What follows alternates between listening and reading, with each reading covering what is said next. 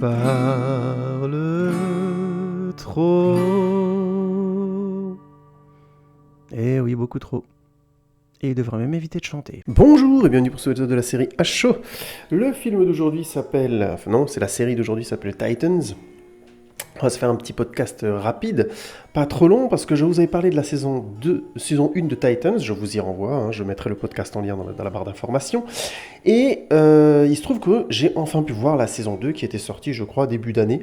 Je ne me souviens plus exactement de la date, je vais vous la retrouver.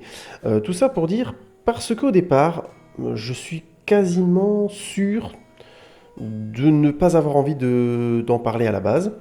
J'avais pas trop envie, parce que j'étais relativement déçu. Et vu que j'avais vraiment apprécié la saison 1, ça a été d'autant plus difficile pour moi de me dire mais qu'est-ce que je vais bien pouvoir vous raconter avec une deuxième saison, sur cette deuxième saison. Et en fait, en me posant un peu, en y réfléchissant, oui, la saison a été diffusée sur Netflix, si je dis pas de bêtises, à partir du 6 septembre 2019, et notamment en 13 épisodes. Attendez, là je suis en train juste de vérifier parce que j'ai l'impression que la série était diffusée. Bah, c'est pas un produit Netflix, Titans, ou j'ai des bêtises là? Bon, je vais essayer de chercher les infos pendant que je vous explique. Donc, Titans, série qui a donc été créée à la base par Greg Berlanti, Akiva Goldsman et je ne sais plus le troisième, mais je vais vous en parler. On va faire le petit tour dessus, j'en avais déjà parlé, donc je ne vais pas faire très long sur ces trois gars. Greg Berlanti, pour vous donner un petit peu le style, le pédigré du gars, il est derrière la majorité des séries à succès de DC Comics. Donc la fameuse série The Flash qui cartonne depuis 6 ans, Arrow qui cartonne depuis 8 ans. Il a aussi taffé sur l'excellente série Doom Patrol à laquelle je vous renvoie et je mettrai évidemment ma critique dans les liens parce qu'il faut que plus de gens découvrent Doom Patrol, voyons. Et Supergirl qui a l'air de bien fonctionner aussi. Il va bientôt produire une série, il travaille aussi sur la série, paraît-il, catastrophique Batwoman, mais je ne l'ai pas vu donc je ne vais pas en parler. DC Legends aussi, enfin vous voyez, c'est un mec qui vraiment a créé une grosse partie de sa carrière sur des super-héros adoubés DC Comics. DC Comics et toute l'équipe Justice League, Superman, Batman et la totale. Il y a aussi une série Deathstroke qui va bientôt sortir. Il a essentiellement travaillé là-dessus. Donc vous voyez un petit peu le pédigré du gars. Je vous avais parlé un petit peu à l'époque de le style des séries DC Comics et en quoi j'étais un petit peu pas réticent, mais que c'était juste pas mon truc. C'est grosso modo le principe, c'est d'avoir un super-héros lead en lead cast et de faire 24 épisodes par saison sur des intrigues particulièrement denses. En rajoutant un maximum dans les effets, les personnages et ainsi de suite, sans se soucier du budget. Donc ça donne des séries, comment dirais-je, assez cheap, honnêtement, qui prêtent souvent à rire au niveau des effets spéciaux, des costumes et tout ça. C'est assez terrible. Mais au niveau des scénars, les mecs se lâchent pas mal. Et du coup, on a le droit à une bonne dose de twist, de whodunit et ainsi de suite. Qui peut être, dans mon cas par exemple, particulièrement désamorcé par le côté kitsch, vraiment hashtag gay pride. Je suis désolé, c'est insultant pour les gays, mais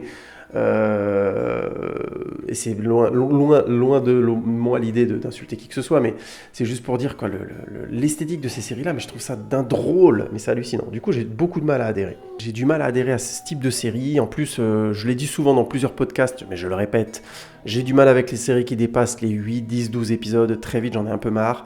Et comme j'ai bouffé beaucoup de séries dans ma jeunesse, et puis dans les années précédentes de 24 épisodes où il y a 25 saisons, honnêtement, je suis un peu essoufflé de ça. J'ai besoin que la série soit plus tendue, aille plus vite à l'essentiel, même si, encore une fois, il y a de très très bonnes séries à 24 épisodes.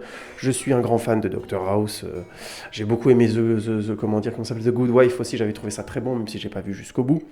Bref, donc il y a du bon, mais au jour d'aujourd'hui, dans mon rythme de vie, je suis plus trop fan d'aller me mettre dans une série avec 24 épisodes. C'est plus trop mon machin. On va parler du deuxième co-créateur de la série, Akiva Goldsman, qui a une grosse carrière, qui a été notamment scénariste sur Beautiful Mind, un homme d'exception avec Russell Crowe, qui a aussi bossé sur Batman et Robin, oh mon Dieu.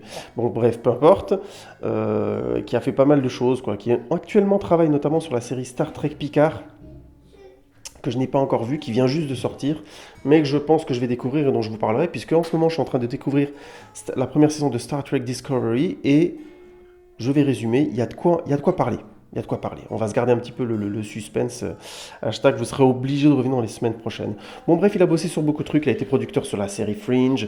Il a été producteur aussi, si je dis pas de bêtises, sur la série des Paranormal Activity. Donc, vous voyez, un gars qui a plutôt un gros pédigré. Et le fait qu'il soit co-créateur sur la série, à mon avis, vient plus du fait qu'il était dans la production que réellement à l'écriture, où je pense qu'il y avait beaucoup plus Greg Berlanti, pour le coup.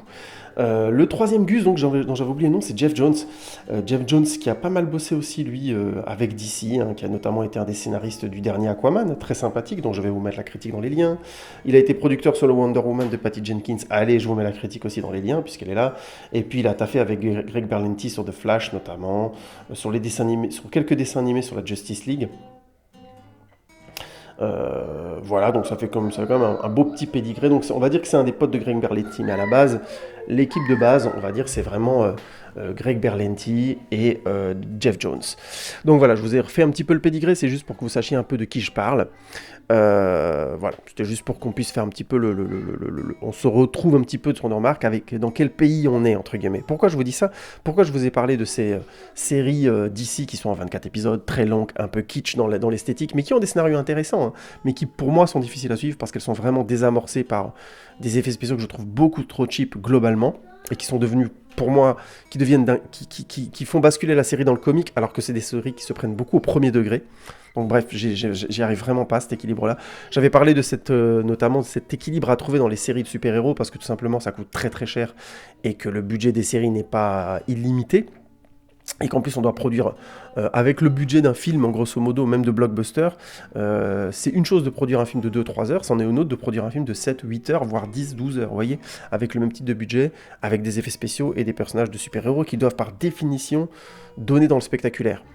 Et ben voilà, vous avez compris le truc. Budget d'un film de 3 heures sur 12 heures d'épisode à faire. Et ben ça donne souvent des choses inégales et déséquilibrées. J'en ai parlé un peu plus en long, en large et en travers dans ma critique de Doom Patrol, à laquelle je vous renvoie. Donc voilà, ce style de série d'ici comics ne m'a jamais trop tenté, jusqu'à ce que j'ai vu les premiers, qu'on tente avec ma compagne de regarder Titans, et j'avais été très agréablement surpris par le style, peu d'épisodes, une économie de moyens très intelligente globalement, avec notamment, j'avais beaucoup apprécié le travail sur les scènes de combat. Il y en avait pas tant que ça, mais elles étaient très efficaces. Il y avait une grande intelligence dans leur utilisation, notamment quand il n'y avait pas trop de temps de bosser les chorégraphies, on avait découpé les silhouettes des personnages, notamment sur ombre chinoise, mais du coup c'était très efficace, ça fonctionnait vraiment bien visuellement. Pareil pour les costumes, ils avaient été à l'essentiel en cherchant quelque chose, une sorte de mix entre un réalisme sale qui donnait beaucoup, je trouve, de qualité, et notamment à des personnages qui peuvent vite devenir très kitsch, comme Hawk and Dove. Et là, en l'occurrence, je trouvais que c'était une vraie qualité d'avoir réussi à rendre cette esthétique réellement, on va dire, crédible, en la salissant, tout simplement. Et tout le ton de la série, ça aussi, c'était une grande qualité, était déprimé. On était dans une sorte de fin des super-héros. Et ça fonctionnait vraiment bien, globalement. Le seul point noir, pour moi, c'était une fin de saison qui ressemble pas à une fin. C'est-à-dire, on avait juste une sorte de cliffhanger très mal placé, qui concluait pas réellement le discours de la saison. Et ça je trouve que c'était vraiment un échec. Alors, est-ce qu'il manquait de moyens? Est-ce qu'il voulait vraiment s'arrêter là et que les gens reviennent à la deuxième saison? Quoi qu'il en soit, on va commencer la critique de cette deuxième saison tout de suite. Et vous allez comprendre un peu plus où je veux en venir. Cette deuxième saison démarre donc avec la conclusion de la première par le combat que doivent mener les Titans contre une créature dont je ne vais pas spoiler, je vais rien spoiler du tout, et je vais vous spoiler le seul truc qui est tout de suite décevant et qui fait vraiment mal à la série. Oui, je fais pas vraiment de pitch cette saison-là, parce que c'est très compliqué, et il me semble que je vais trop déflorer, surtout si vous n'avez pas vu la saison 1, et j'aimerais bien que vous regardiez la saison 1 parce qu'elle est bien. Je vais y venir sur si je pense qu'il faut regarder la saison 2, bref. Donc la saison 1 est conclue sur le premier épisode de la saison 2, qui est clairement la fin de la saison 1. Et là, je vais être clair, cet épisode diminue tout de suite la qualité de la saison 1. Tout de suite. On se retrouve face, grosso modo, à une conclusion un peu poussive, avec des effets spéciaux bien moins bien mesurés que dès le début de la saison. On voit notamment, je vais donner un exemple tout bête, mais le personnage de... Ah, j'ai oublié son nom. Il y a un des personnages qui est joué par une jeune femme. Ah, ça va me revenir. L'un des personnages principaux a une coiffure juste pas possible. Oui, Rachel Roth, qui joue Crow. elle a des cheveux violets et est supposée avoir une coiffe un peu libre comme ça, bah, elle a les cheveux tout fixes. On sent dès le début de la saison qu'il y a une baisse dans la qualité de la mesure des effets spéciaux, des costumes et ainsi de suite. Ça devient tout de suite un peu kitsch. Il y a déjà un déséquilibre dès ce premier épisode, et notamment dans le design de la créature à laquelle ils sont supposés se confronter. Comme prévu, elle a l'air de sortir d'un jeu vidéo, et c'est triste. Elle ressemble vraiment beaucoup, pour le coup, et je vous en parlais justement avant, à toutes les séries d'ici un peu lourdingues, là, qui ont du mal tout simplement à être crédibles avec leur premier degré en ayant des effets spéciaux aussi bancals. Et là, on est typiquement dans le cas. Un monstre qui a l'air de sortir d'un jeu vidéo. Évidemment, les personnages ont très peu d'interaction avec, et le personnage finalement le bat de manière jeu vidéo. Donc, est-ce que tout est mauvais? Non, mais est-ce que c'est décevant comme conclusion après une attente d'1 an pour avoir en fait finalement le dernier épisode de la saison? Oui. Oui, ça l'est. Et ça fait tout de suite beaucoup de mal à la série parce que ça la lance sur des rails tordu, on perd grosso modo quasiment un épisode pour relancer l'intrigue, qui finalement démarre réellement au courant du deuxième épisode, réellement au deuxième épisode. Et là, on se rend compte très vite que la série, en voulant en faire vraiment beaucoup, ne s'en sort pas. Ne s'en sort pas parce que déjà, je vais être très clair, il y a, comme je le disais avant, un vrai déséquilibre dans cette saison 2 qui ressemble à toutes les productions Greg Berlanti, Jeff Jones avec les séries de super-héros d'ici. Les costumes deviennent volontairement et clairement plus kitsch, les effets spéciaux deviennent plus kitsch, grossiers, c'est assez flagrant notamment quand Dick Grayson finit par avoir son costume final, vous verrez. On a ajouté à ça des effets spéciaux pas toujours bien mesurés, mais pire que ça. La série est très très très généreuse en scène de combat entre les personnages, donc il y a beaucoup de bastons. Les chorégraphies de combat sont globalement assez kitsch, vraiment, hein, moi et ma compagne, on regarde beaucoup de films, de séries, ainsi de suite. On est assez exigeant là-dessus parce qu'on a pas mal regardé le sport de combat, donc c'est des choses auxquelles on est assez sensible. Moi, je suis un peu un maniaque dessus, je suis un peu un taré, mais disons, même elle, qui est moins à cheval sur la question, on s'est retrouvés les 3/4 du temps, quand il y avait une scène de combat, à se regarder en mode « mais qu'est-ce qu'ils font, quoi? Pourquoi ils dansent, quoi ?» Et le problème, c'est que si encore ces combats étaient en retrait, un peu en mode « bon, voilà, il faut la scène de combat de l'épisode parce que les fans aiment bien, blablabla, et qu'ils ont envie de voir les super-héros combattre. » Pourquoi pas? Mais non, ils règlent vraiment des intrigues et des enjeux avec ces scènes. Alors ça donne de l'intérêt, de la densité à ces scènes, oui, mais le problème, c'est que comme elles sont vraiment pour le coup assez kitsch et assez mal chorégraphiées, au final ça fait baisser la tension globale de la série. Je dis bien baisser parce que, à l'inverse, là je parlais de choses très techniques, mais vous le découvrirez par même, je veux pas trop en rajouter, je reviendrai sur cette question dans la partie conclusive. Et encore une fois, c'est une critique de mi-semaine, donc je vais essayer de faire court. Ce sera peut-être la seule critique de cette semaine. Je sais pas si j'ai trop le temps en ce moment, je vous expliquerai un peu à l'avenir. Je vais peut-être devoir faire un break à un moment donné. Je vous raconterai tout ça, vous inquiétez pas, je n'en reviendrai que plus énervé. J'aurai encore plus de choses à dire quand on m'empêche d'en parler. Je caricature. Et tout ça pour dire... ce qui est dommage, c'est qu'en parallèle, il y a beaucoup de personnages dans la série s'en sort pas toujours, tous les personnages n'ont pas un destin intéressant, mais par contre, la série est très généreuse dans les choix forts qu'elle demande aux personnages, dans ce qu'elle fait vivre aux personnages, et dans ce qu'elle essaie de construire en termes de densité. Et ça, c'est une vraie qualité, parce qu'elle pourrait être... la série a 13 épisodes, il y a un côté kitsch en fait il y a un mauvais équilibre dans le visuel, dans les cascades, dans les effets spéciaux, dans l'esthétique globale, mais dans le scénario, par contre c'est très ambitieux, très loin, et ça continue cette dépiction déprimée d'un univers de super-héros en fin de vie. C'est moins clair dans cette saison-là, hein, mais je vais revenir là-dessus plus précisément maintenant. Je vais prendre chacun des personnages, comme ça vous allez comprendre un petit peu où je veux en venir, et comment, à mon sens, certaines choses se développent plutôt de manière intelligente, mais toujours un peu chaotante. Autant les idées scénaristiques sont bonnes, et on a globalement une bonne trame qui est intéressante. Je vous la fais courte, mais grosso modo, les personnages des Avengers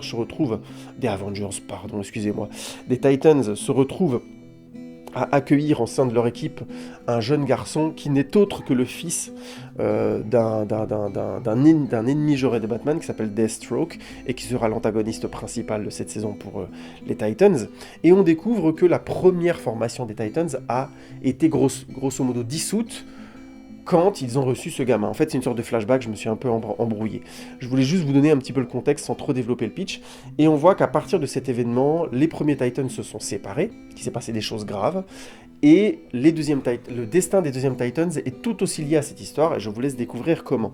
Mais grosso modo, pour faire court, pour des destins que je trouve pour le coup très intéressants et qui amènent à des choses aussi bien dans la première saison que dans la deuxième saison plutôt cohérentes, l'histoire de Hank et Dove continue d'être par exemple assez intéressante, notamment on voit donc leur passé dans les membres des Titans, pourquoi ils les ont quittés, et qu'est-ce que ça a comme répercussion sur leur vie de couple. Et ça, je trouve que c'est plutôt pas mal, je trouve les acteurs plutôt bons. Alan Ritchson, notamment, qui joue Hawk, je le trouve plutôt cool.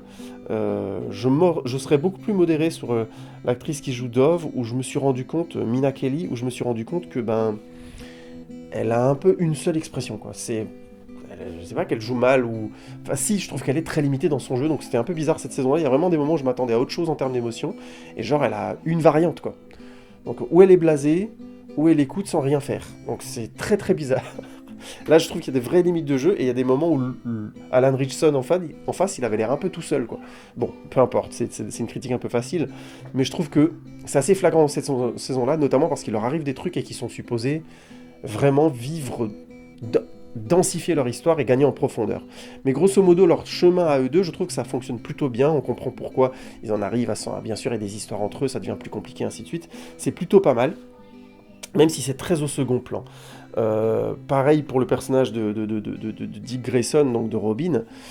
Le développement de sa saison est un poil poussif, on sent par moment donné qu'ils sont obligés de le faire s'éloigner et tout pour que la série, je caricature, dure, ou alors les scénaristes voulaient absolument raconter ça, mais c'est un petit peu par moment, ça tire un petit peu sur la longueur, mais à la limite on comprend, au moins ça crée vraiment quelque chose de l'ordre il doit se développer, se détacher de l'ombre de Batman, puisque enfin on a un acteur qui vient jouer Batman dans la série, et c'est plutôt intéressant ce qu'il apporte, même si c'est un Batman assez étrange, qui est pas très proactif et qui a tendance à faire un peu la leçon, donc c'est un peu un Batman pratique pour cette série-là, hein. Même s'il est très bien interprété par Ian Glenn qui jouait notamment dans Game of Thrones, j'ai oublié son nom, le mec qui est amoureux de Khaleesi, là, le grand blond, je sais plus son nom. Bon, peu importe. Ça pour dire, c'est plutôt pas mal dans le développement, ça reste encore cohérent. Mais ensuite, quand on commence à attaquer les autres personnages, on sent vraiment globalement qu'il y a un déséquilibre et que la série a voulu rajouter beaucoup trop de personnages. Le personnage de Rachel, notamment, qui était très très central dans la première saison, le personnage de Crow, qui avait donc ce pouvoir maladie, est encore présent dans la saison 2, mais finalement ça mène à rien, il faut être clair, hein, je suis cache-pistache, ça ne mène à rien du début à la fin, et on se retrouve au final avec un personnage qui n'a pas bougé, et qui a une conclusion incohérente en plus, je vais pas spoiler. Et c'est encore plus flagrant avec le personnage de Cory, et avec on commence à creuser ses antécédents extraterrestres, d'où viennent ses pouvoirs de feu et tout ça. On avait quitté la première saison avec une Cory qui se souvenait de rien, et là dès le début de la saison 2 elle se souvient de tout, donc déjà ça crée un bond assez fort chez le personnage, et du coup on doit redécouvrir le personnage, mais au final la série nous donne très peu de choses, nous crée tout un background où grosso modo on la voit discuter avec un gars les 3/4 de la saison. Elle rentre en action avec les Titans, mais au final, quelque part, c'est très indirect, c'est très bizarre comme position qu'elle a, et au final, on ne sait pas trop ce que son intrigue à elle vient faire là-dedans. Et c'est pareil pour tous les personnages. Je ne vais pas développer tout le monde, mais on a ce souci-là partout. Et même les bonnes idées, comme l'idée d'aller un peu plus loin dans le personnage de Jason Todd, le second Robin, et de montrer que c'est un enfant, qu'il a besoin encore de grandir et tout ça, sont très poussives et ont vraiment du mal à trouver leur place. Ça rend la série par moments d'une densité... j'ai envie de dire presque... c'est un peu l'indigestion, quoi. On sait plus trop qui suivre, à part le fait que Dick Grayson est le personnage principal et Brenton Twitties l'interprète très bien. Donc ça passe. Mais globalement, on se retrouve quand même avec une série quelque part presque trop généreuse et qui finit par développer des personnages un peu à la truelle. Il y a une super idée, c'est de développer Superboy. Le personnage s'appelle Connor, pas connard, hein. Hashtag posez vos flingues, bande de petits malpolis. Et tout ça pour dire, l'idée est bonne, parce que grosso modo, le personnage est a les pouvoirs de Superman, mais c'est un gosse, quoi. C'est un gosse je caricature, c'est un gosse de 10 ans. L'idée est très intéressante dans un corps d'un mec de 20 ans, hein. L'idée est vraiment intéressante, encore une fois, mais je trouve que la série l'utilise de manière c'est un outil, quoi. On sent vraiment très vite que certains personnages sont des outils, comme Cory et autres, et d'autres ont vraiment une densité, mais ne sont pas forcément bien développés, parce qu'il faut développer les autres avec. Et là où c'est encore plus flagrant, c'est le personnage vraiment de Wonder Girl, Donna Troy, qui est interprétée par Connor Leslie, qui elle aussi a des limites du jeu, je trouve que c'est moyen ce qu'elle propose, bon, peu importe, quoique je suis un peu dur, c'est pas mal. Ben, le personnage vit vraiment quelque chose de traumatisant au début de la saison, et finalement, dans le reste de la saison, ce traumatisme, cette colère qu'elle devrait avoir, est très peu présente, et a finalement très peu d'incidence. Finalement, ils finissent tous par suivre un peu une sorte d'intrigue, un peu faussée, un peu bizarre, où on sait pas trop qui a provoqué quoi, et à la fin de la saison, on te le dit frontalement en plus, donc c'est d'autant plus, non pas frustrant, mais décevant. Et en plus de ça, on se retrouve au final avec encore un personnage de plus qui a une histoire intéressante, mais qui est développé trop vite ou de manière trop anarchique. Bref, quand on sort de la saison, on a, en termes de scénario, on a plein d'idées qui sont très bonnes. Dick Grayson qui se confronte à ses responsabilités, au fait qu'il a menti et tout ça, c'est vraiment bien. Rachel Roth qui arrive plus à contrôler son pouvoir et qui donc se demande comment elle va pouvoir le faire, elle veut s'exiler pour trouver des solutions. C'est vachement intéressant. Aussi, Cory qui est vraiment confronté à sa fratrie et qui doit à un moment donné trouver une solution vis-à-vis de ce qui se passe sur sa planète alors qu'elle peut pas y retourner, donc bref, tout un truc comme ça qui est pas mal. Gar, ah oui, Gar, j'ai oublié de parler de Garfield, qui est le personnage qui se transforme en animaux et ainsi de suite, qui lui aussi a une tournure à un moment donné dans l'histoire, c'est un peu le ciment de l'équipe, qui est plutôt intéressant et qui se confronte au fait que c'est très difficile de maintenir une équipe ensemble et tout ça, et qui vit une fin de saison plutôt glauque et plutôt hard. Là où c'est ça qui est plutôt pas mal, c'est que la série ose toujours aller dans des zones vraiment très, très sombres. Donc ils ont des choses à vivre, mais la série est trop dense et on ne sait plus qui la série veut mettre en avant. C'est toujours pareil, hein, quand on a 2, 7, 8, 9, 10 personnages, à un moment donné, il faut les choisir. Sinon, la série devient trop dense et on se finit par se perdre, et c'est typiquement ce dont s'ouvre cette saison 2. Et si tu rajoutes à ça les effets spéciaux assez cheap, globalement, les scènes de combat, honnêtement, j'en ai pas sauvé une de toute la saison. Les costumes qui par moments sont kitsch, et ma compagne dirait carrément risibles, il y a des costumes qui l'ont fait rire, hein, pour vous donner une échelle d'idée. Ça commence à faire beaucoup pour le dossier de cette série, et on se demande pourquoi je vous en parle. Mais on va y venir, je vais vous en parler dans la conclusion qu'on va se faire tout de suite. Oui, on fait court. Alors, que dire sur cette série Titans saison 2 pour cette micro-critique me connaissant? Vous savez que pour moi 20 minutes c'est court, hein. 15-20 minutes c'est court. Je dirais, je vais résumer assez simplement. C'est une grosse déception parce que la saison 1, en ayant moins d'épisodes, avait peut-être des défauts similaires, mais les modérait beaucoup mieux. Et comme il y avait moins d'épisodes, tu sentais que le travail artistique avait été mieux fait.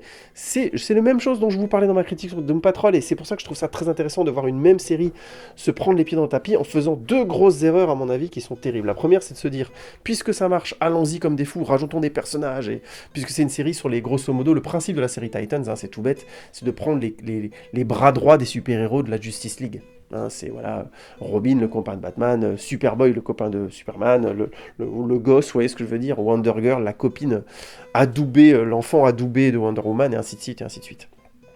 Aqualad, le copain, le sous-Aquaman, et ainsi de suite, et ainsi de suite. L'idée est, je trouve, scénaristiquement pas si mal exploitée que ça, j'insiste, c'est vraiment pas stupide comme principe, ça peut mener à de bonnes choses. Mais quand on rajoute des épisodes parce qu'on veut développer des personnages, il y a déjà un problème de base, c'est que on ne sait plus ce qu'on veut raconter au centre. Il y avait quelque chose qui fonctionnait très très bien dans la saison 1, c'est que le monde était déprimé. Il y avait quelque chose qui était en fin, il y avait quelque chose du...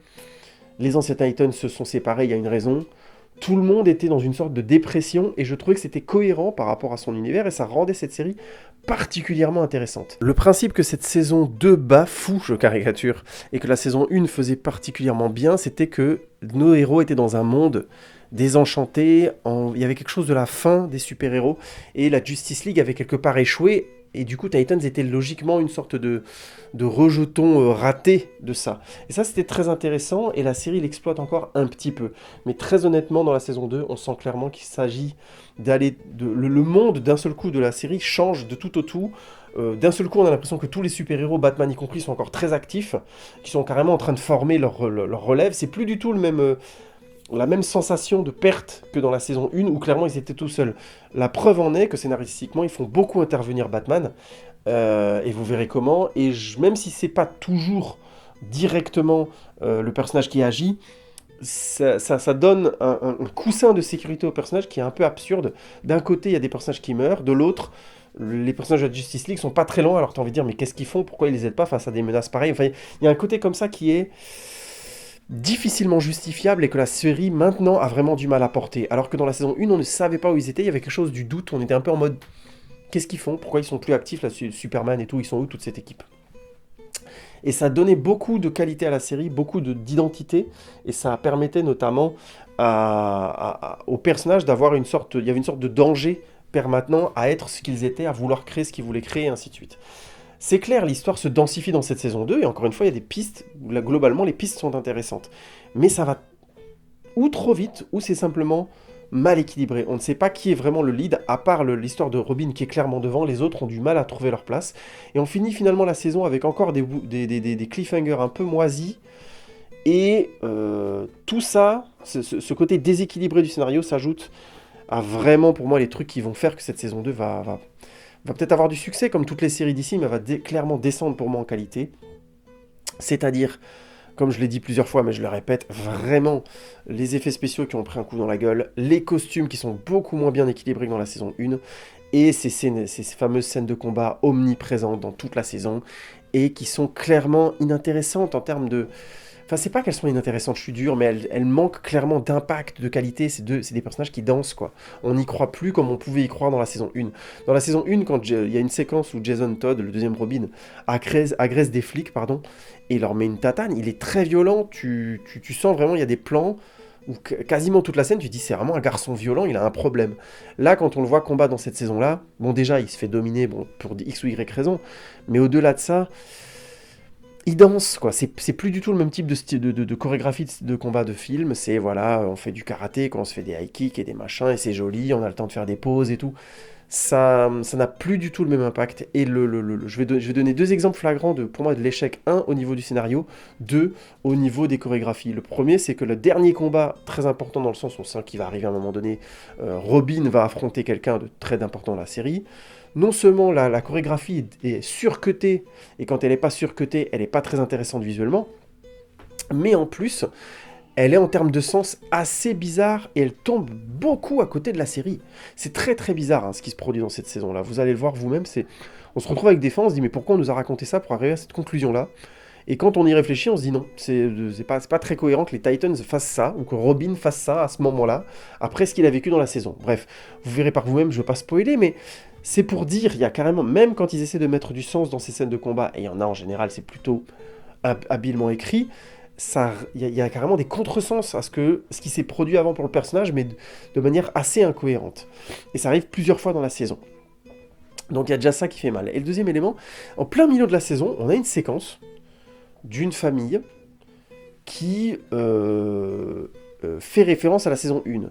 Grosso modo, c'est un couple de deux femmes qui sont qui sont en train de rouler, et ils ont des gamins derrière. Et à un moment donné, le thème de la scène, c'est que la conductrice dit il faut qu'on fasse des jeux tous ensemble, et il y a la fille et le fils derrière qui disent ouais, pourquoi faire, machin, on se fait chier.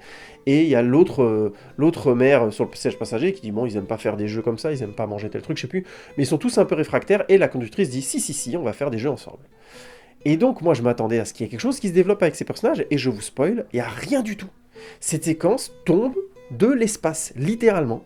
Je sais pas ce qu'elle fout dans la série. Non, je sais ce qu'elle fout dans la série, je vais venir après. Mais dans la saison 2, si vous n'avez pas vu la saison 1 par exemple, c'est absurde possible. Grosso modo, ça fait référence à la saison 1 où à un moment donné, les personnages des Titans sont pourchassés par un grand conglomérat, qui est bien sûr un conglomérat financier, une grande entreprise. Bon, je vous passe les détails, on va la revoir encore dans cette saison-là, donc je ne veux pas trop spoiler. Mais qui, grosso modo, envoie à leur chasse des assassins qui sont en fait supposés... Leur couverture, c'est d'être une famille, mais en fait, ils sont améliorés. Et c'est juste des assassins qui sont en veille, donc c'est une sorte de fausse famille qui attend qu'on les envoie tuer des gens.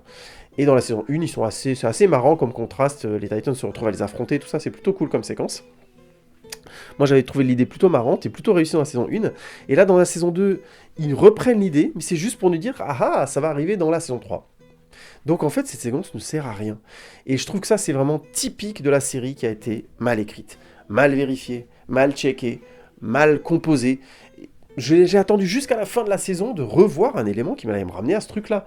Vraiment, on s'est demandé avec ma compagne, mais à quoi servait cette satanée scène? à rien. Et ça prouve vraiment que la série 1 a eu les yeux plus gros que le ventre, en voulant faire 13 épisodes alors qu'en 8, c'était beaucoup mieux équilibré. 2, que clairement, il n'y a pas eu un travail de vérification scénaristique assez jusqu'au bouti, et assez abouti, pardon. Je perds mes mots, je suis un peu fatigué, excusez-moi. Assez abouti. Et là, j'ai envie de faire une parenthèse tout de suite, mais notre copain Akiva Goldsman, il travaille sur beaucoup trop de séries en même temps. Beaucoup trop. Faut bien comprendre que dans l'année, le mec produit une saison de The Flash, 24 épisodes, une saison de Arrow, 24 épisodes, une saison de Batwoman, 24 épisodes, enfin, je sais pas s'il y a 24 épisodes, mais entre 13 et 24 épisodes, vous voyez le délire, quoi. Et c'est juste 3 séries, parce qu'en plus, derrière, il est aussi sur Supergirl. Enfin, c'est des mecs qui écrivent sur cet univers-là, beaucoup trop. Ce qui fait qu'ils sont... Le problème de ça, c'est que c'est génial pour eux, je suis content pour eux, les mecs qui peuvent se produire, visiblement, c'est un univers qui kiffe, donc c'est cool. Je veux pas m'opposer à ça. Mais à un moment donné, à trop écrire sur trop de séries en même temps, ils écrivent une grande série. Toutes les séries finissent par avoir la même identité, le même ton, le même rythme, les mêmes types d'intrigues, vous voyez. Et si ça fonctionne bien avec Arrow et Flash, puisque les séries se sont intriquées les unes dans les autres, il y a tout ce qu'ils ont appelé le Arrowverse et tout ça, ils sont carrément allés chercher des Superman d'anciennes séries et d'anciens films, carrément. Il y a le Superman du Superman Returns de Bryan Singer qui allait carrément qui a un rôle carrément maintenant dans la série Arrow et tout ça, qui est un Superman, le Superman de Bryan Singer qui vient d'un univers parallèle. Enfin, c'est assez dingue, et je trouve ça cool qu'il puisse délirer là-dessus. Mais le problème, c'est que quand c'est cohérent pour The Flash et éventuellement Arrow, ça le devient beaucoup moins quand toutes les autres séries commencent à y ressembler. Et Titan saison 2, c'est clair, elle finit par aller tout doucement vers la qualité des séries d'ici, réalisées, produites, écrites notamment par Akiva Goldsman et Jeff Jones. Et c'est dommage. Et c'est dommage parce que... Greg Berlanti, parce que c'est une série qui avait un autre potentiel, qui pouvait vraiment proposer autre chose, et qui, en allant vers une sorte de cette recette qu'ils ont tendance à faire, à rajouter tous les personnages d'ici, à les essorer à la télé, et ben on se retrouve avec des gâchis assez flagrants. J'ai présenté le fait que Deathstroke était l'ennemi de la saison. Il y a de très très bonnes idées sur le personnage, mais je vais être clair, ils vont pas au bout du potentiel du personnage, et c'est flagrant. Voilà, je vais m'arrêter là, mais vous avez compris l'idée un petit peu de la sauce qui a pas pris. C'est une déception pour moi, c'est une déception parce que j'avais trouvé vraiment la première saison bien. Je conseille toujours de mater la première saison, je trouve que c'est intéressant comme tentative. Mais là, la deuxième saison, je la conseille pas, parce que honnêtement, je trouve que ça rate clairement ce que ça tente, même quand on se rattache au scénario et qu'on se dit l'histoire est plutôt intéressante, c'est mal équilibré et ça l'est de manière flagrante. Voilà, je vais m'arrêter là, c'était un podcast un peu plus long que j'aurais voulu. N'hésitez pas à tweeter, Facebook et Instagram et la totale, hein, on se connaît. N'hésitez pas à me dire ce que vous en pensez. Si vous connaissez les autres séries de Greg Berlanti que vous aimez, dites-moi dans les commentaires comment, pourquoi. Je ne peux qu'apprendre, c'est hyper intéressant. N'hésitez pas non plus à liker, partager, ça aide évidemment la chaîne à se faire voir, et à vous abonner, évidemment, ça va de soi. Vous connaissez les règles, je ne vais pas vous saouler avec ça. Je vous remercie encore beaucoup de me suivre de manière aussi assidue, et on se retrouve bientôt pour un prochain épisode de H-Show, les amis. Ciao, ciao!